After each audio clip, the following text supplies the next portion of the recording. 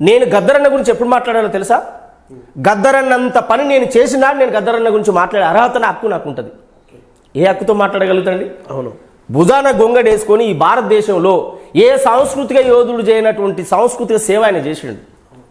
బుల్లెట్ను ఎన్నముక్కలు పెట్టుకుంటాం. ఒక్కసారి పోలీసు వాళ్ళు ఇంటికి వస్తే ఉచ్చబోసుకొని పక్కకు జరుగుతాం.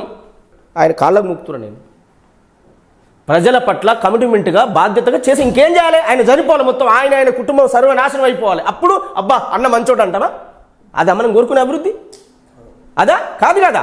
ఎట్లా అనగలుగుతాం అంటున్నా? 70-80 ఏళ్ళకి దగ్గరగా ఉన్నాడు. అన్ని భాషలలో ఆయన గలాన్ని వినిపించాడు. భారతదేశం అంతా తిరిగిండు. తుపాకి తూటాలు పడితే పోయి వందనాలు వందనాలమ్మో మా బిడ్డలు. ఎవరికైనా ఉందా ధైర్యం ఈ రాష్ట్రంలో? తుపాకి ఎన్కౌంటర్ అయితే తుపాకి తూటాలు కాలిస్తే ఆ తూటాల కాడిపోయి వందనాలమ్మో బిడ్డలని ఎత్తుకొని పాడిండు. శవాలను ఎత్తుకొని పాటలు పాడిండు.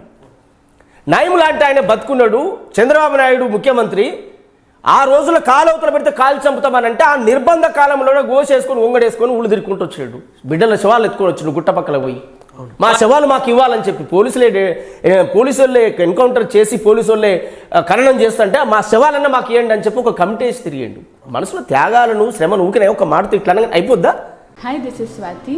లైక్ చేయండి, షేర్ చేయండి, కమెంట్ చేయండి అండ్ సబ్స్క్రైబ్ చేయండి GR TV. Hi, this is Monica. Please like, share and subscribe GR TV.